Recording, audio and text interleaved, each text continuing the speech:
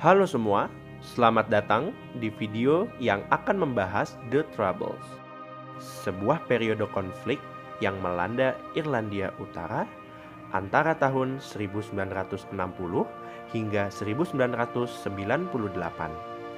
Konflik ini melibatkan ketegangan antara komunitas nasionalis Katolik dan Unionis Protestan dengan perbedaan identitas, agama, dan politik yang sangat dalam. Dalam video ini, kami akan membahas latar belakang sejarah, faktor penyebab, serta dampak dan solusi dari konflik ini. Mari kita mulai dengan melihat latar belakang sejarah Irlandia Utara. Untuk memahami konflik yang dikenal sebagai The Troubles, kita perlu menelusuri sejarah panjang Irlandia secara menyeluruh dan mendalam. Konflik ini memiliki akar sejarah yang sangat kompleks dan berlapis-lapis, yang bermula jauh ke belakang, tepatnya pada abad ke-12 ketika Irlandia menjadi wilayah yang berada di bawah kekuasaan dan pengaruh kerajaan Inggris. Selama berabad-abad berikutnya, hubungan antara kedua wilayah ini diwarnai dengan berbagai ketegangan politik, sosial, dan keagamaan yang terus berkembang. Situasi politik mengalami perubahan yang sangat signifikan pada tahun 1921, setelah berlangsungnya perang kemerdekaan Irlandia yang berdarah dan memakan banyak korban jiwa dari kedua belah pihak. Hasil dari perang yang menyisakan luka mendalam ini adalah pembagian Pulau Irlandia menjadi dua wilayah yang berbeda secara politik dan administratif. Negara bebas Irlandia yang akhirnya berhasil meraih kemerdekaan setelah perjuangan panjang, dan Irlandia Utara yang memilih untuk tetap menjadi bagian integral dari Britania Raya. Pembagian wilayah yang terjadi ini merupakan lebih dari sekedar pemisahan geografis belaka, melainkan juga mencerminkan perbedaan demografis dan keyakinan yang sangat mendalam dan kompleks dalam struktur sosial masyarakat yang telah terbentuk selama berabad-abad. Pada tahun 1960-an, ketegangan mulai meningkat di Irlandia Utara. Komunitas Katolik merasa didiskriminasi dalam hal pekerjaan, perumahan, dan hak suara. Mereka merasa terpinggirkan oleh mayoritas Protestan yang mendominasi kehidupan politik dan sosial. Sementara itu, nasionalisme Katolik yang menginginkan reunifikasi dengan Republik Irlandia semakin kuat.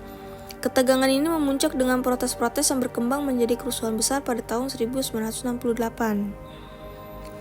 Konflik modern yang dikenal dengan sebagai The Troubles dimulai pada akhir tahun 1960.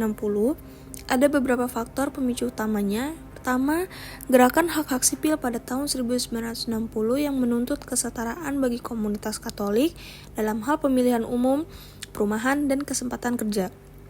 Kedua, ada diskriminasi sistematis terhadap kaum Katolik dalam berbagai aspek kehidupan. Ketiga, kekerasan sektarian yang meningkat antara komunitas Protestan dan Katolik.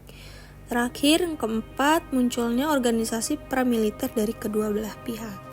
Pada akhir tahun 1960-an, Irlandia Utara berada dalam ketegangan yang meningkat. Komunitas Katolik merasa terdiskriminasi dalam berbagai aspek kehidupan, dari pekerjaan hingga hak suara. Ketidakpuasan ini memuncak dalam protes-protes damai yang seringkali dihadapi dengan kekerasan oleh pihak keamanan. Dalam konteks ini, pada tahun 1969, Tentara Republik Irlandia mulai melakukan serangan terhadap pasukan Inggris dan kelompok Unionis Protestan. Tentara Republik Irlandia bertujuan untuk mengusir Inggris dari Irlandia Utara dan mencapai reunifikasi dengan Republik Irlandia. Meskipun memiliki akar yang lebih tua, kebangkitan kembali kelompok ini menandai fase baru dalam konflik yang dikenal sebagai The Troubles. Sejak saat itu, Tentara Republik Irlandia terlibat dalam berbagai aksi militan, termasuk pengaboman dan penembakan. Tindakan ini seringkali memicu balasan dari pasukan keamanan Inggris dan kelompok paramilitan Protestan, menciptakan siklus kekerasan yang berkepanjangan. The Troubles berlangsung selama lebih dari 3 dekade, menyebabkan ribuan kematian dan luka-luka, serta dampak sosial yang mendalam bagi masyarakat Irlandia Utara. Perjanjian Good Friday pada tahun 1998 membawa harapan untuk perdamaian, tetapi warisan ketegangan masih ada hingga saat ini. Sejarah IRA atau Tentara Republik Irlandia dan The Troubles adalah pengingat akan kompleksitas konflik dan pencarian untuk keadilan dan perdamaian. Pada tahun 1971, pemerintah Inggris meluncurkan kebijakan interment atau penahanan tanpa pengadilan terhadap orang-orang diduga terlibat dalam aktivitas militan. Ini mengarah pada penangkapan massal anggota komunitas Katolik yang semakin memperburuk ketegangan. Kebijakan ini memicu kemarahan di kalangan komunitas Katolik dan memperburuk kekerasan. Dengan serangan-serangan dari Irish Republican Army atau IRA dan kekerasan balasan dari kelompok Unionis. Salah satu dampak signifikan adalah peristiwa Bloody Sunday pada tahun 1972, di mana pasukan Inggris menembak mati 13 demonstran damai. Kebijakan ini akhirnya diberhentikan pada tahun 1975 karena dianggap tidak efektif dan justru memperparah ketegangan. Pada 1972, pemerintah Inggris mencabut otonomi Irlandia Utara dan memerintah langsung dari Westminster untuk mengendalikan situasi yang semakin memburuk. Di sisi lain, pada 1990-an, Inggris menjadi mediator utama dalam proses perdamaian yang berpuncak pada Good Friday Agreement pada tahun 1998. Peran pemerintah Inggris sangat dominan dengan pendekatan militer dan kebijakan seperti interment yang berfokus pada pengendalian kekerasan. Namun, kebijakan-kebijakan ini justru memperburuk ketegangan sekretarian, terutama di kalangan komunitas Katolik, dan tidak berhasil mengakhiri konflik. Inggris berhasil menjadi mediator utama dalam proses perdamaian yang mengakhiri konflik panjang ini yang baru dapat diselesaikan dengan Perjanjian Jumat Agung 1998. Peristiwa Bloody Sunday pada tahun 1972 menjadi salah satu titik balik dalam sejarah konflik di Irlandia Utara yang dikenal dengan nama The Troubles. Insiden ini menciptakan luka mendalam di masyarakat, terutama bagi komunitas Katolik nasionalis yang merasa diperlakukan tidak adil. Di sisi lain, pemerintah Inggris memperketat kebijakan keamanan di Irlandia Utara, termasuk menerapkan operasi militer besar-besaran yang seringkali memperburuk situasi. Tindakan keras ini tidak hanya menambah jumlah korban, tetapi juga memperdalam polarisasi antara komunitas Katolik nasionalis dan komunitas Protestan Unionis. Tragedi Bloody Sunday bukan hanya sekedar peristiwa kelam, tetapi juga simbol dari ketegangan panjang yang mendefinisikan The Troubles. Hingga beberapa dekade kemudian, upaya untuk mendamaikan kedua belah pihak terus dilakukan. Dengan puncaknya, pada penandatanganan perjanjian Good Friday pada tahun 1998 yang membawa harapan baru untuk membawa perdamaian di wilayah tersebut. Akibat tragedi ini, dukungan terhadap IRA atau Irish Republican Army meningkat secara signifikan, terutama di kalangan pemuda yang marah dan merasa putus asa terhadap solusi damai. Mereka melihat IRA sebagai satu-satunya cara untuk melawan dominasi Inggris dan memperjuangkan hak-hak mereka. Pada akhir 1980-an, dengan semakin besarnya kerugian dan ketegangan yang meresahkan, terdapat dorongan kuat untuk melakukan perdamaian. Pada tahun 1993, pemerintah Inggris dan Republik Irlandia memulai proses negosiasi untuk menyelesaikan konflik ini. Proses ini melibatkan dialog intensif antara berbagai pihak, termasuk perwakilan dari kedua komunitas di Irlandia Utara, serta mediator internasional. Upaya diplomatik ini bertujuan untuk mengakhiri konflik yang telah lama membelah masyarakat dan menciptakan kerangka kerja untuk perdamaian yang berkelanjutan. Hal ini culminated dalam kesepakatan Jumat Agung pada tanggal 10 April 1980-an yang diakui sebagai langkah penting untuk menghentikan kekerasan. Kesepakatan ini memungkinkan pembentukan pemerintahan bersama antara nasionalis Katolik dan Unionis Protestan. Selain itu, kesepakatan Jumat Agung juga membuka jalan bagi hubungan yang lebih erat antara Irlandia Utara, Republik Irlandia, dan Inggris. Meskipun kesepakatan Jumat Agung berhasil mengurangi kekerasan, dampak The Troubles tetap terasa di masyarakat Irlandia Utara, di mana selama kurun waktu tersebut, lebih dari 3.600 orang tewas dan 50.000 lainnya terluka.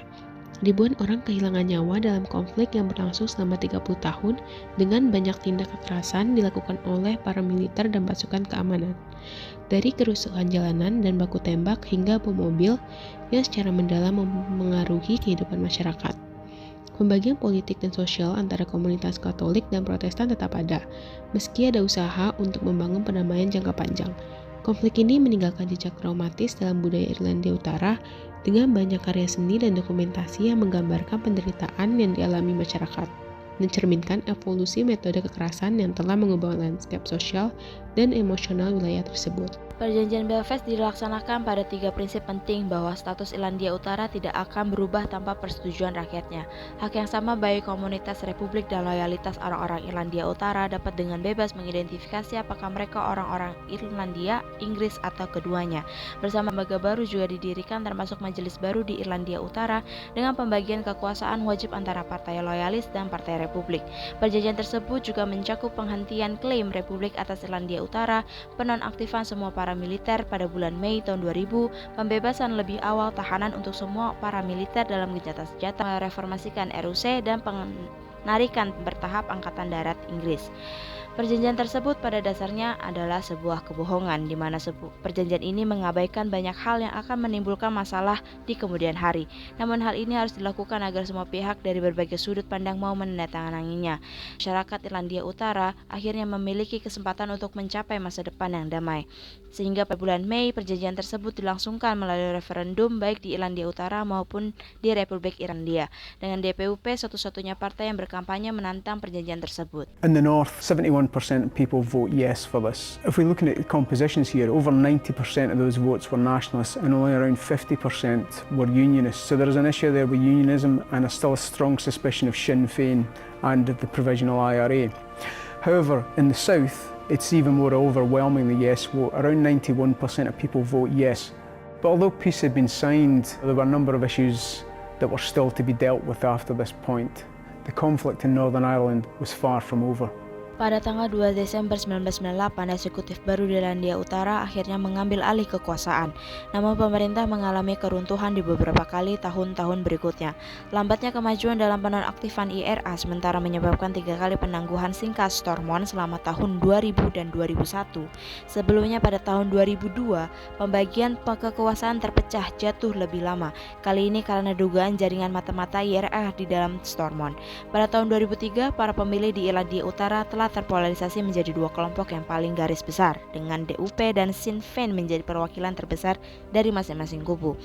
DUP tidak menerima perjanjian Belfast dan menolak pembagian kekuasaan, sementara Sinn Féin memilih untuk tidak mengakui dinas kepolisian Irlandia Utara yang baru direformasi. Oleh karena itu, pertemuan di Stormont tetap ditutup. Namun pada tahun 2005, IRA sementara diputuskan telah sepenuhnya menonaktifkan persenjataannya dan meskipun tidak dibubarkan, mengumumkan bahwa perjuangan persenjataannya telah berakhir. Diperlukan waktu hingga 5 tahun lagi bagi beberapa para militer loyalis untuk melakukan hal yang sama. Hal ini merupakan langkah penting yang akhirnya menghasilkan perjanjian St. Andrews pada tahun 2006. Perjanjian tersebut, Sinn Féin mengakui PSNI dan DPUP menyetujui pembagian kekuasaan. Setelah pemilu baru pada tahun 2007, eksekutif Irlandia Utara akhirnya melakukan reformasi, di mana Ian Paisley dari DPUP menjadi menteri pertama dan Martin McGuinness dari Sinn Féin menjadi wakilnya. Lalu pada bulan Juli tahun yang sama, Angkatan Darat Inggris mengumumkan berakhirnya Operasi Banner setelah 38 tahun, yang merupakan operasi militer yang terlama yang pernah dilakukan secara terus-menerus. Saat ini, konflik yang dikenal dengan nama Troubles telah berakhir, namun kelompok-kelompok yang mengobarkannya masih belum hilang. The presence of these groups is still there in Northern Ireland, often controlling communities, often policing these communities and carrying out punishments against drug dealers and also engaging in criminal activities such as drugs dealing itself. In addition, the segregation and the sectarianism still remains in Northern Ireland, and the walls that separate many communities, particularly in Belfast, remain to this day.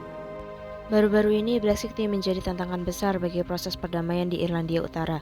Kesepakatan Brexit menyebabkan penarikan DUP dari Stormont, di mana Irlandia Utara tidak memiliki parlemen lagi, sehingga menimbulkan kekhawatiran bahwa kekerasan akan kembali terjadi. The Trouble adalah sebuah konflik yang pahit, pertarungan antara dua pihak yang tidak memiliki kesamaan. Kesepakatan yang ditandatangani April 1998 tidaklah sempurna, namun hal ini membantu mengakhiri kekerasan yang telah memakan korban jiwa lebih dari 3.800 orang.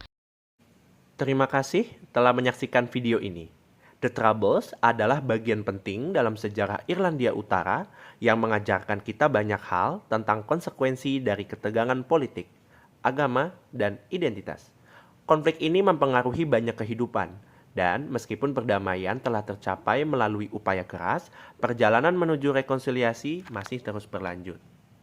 Kami berharap melalui pemahaman yang lebih baik tentang sejarah dan dampak dari konflik ini, kita semua dapat mengambil pelajaran penting untuk menghindari kesalahan yang sama di masa depan.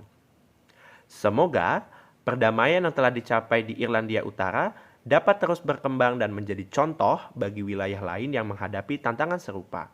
Mari kita semua berusaha untuk menjaga dan memperjuangkan kedamaian dimanapun kita berada. Sampai jumpa di video berikutnya.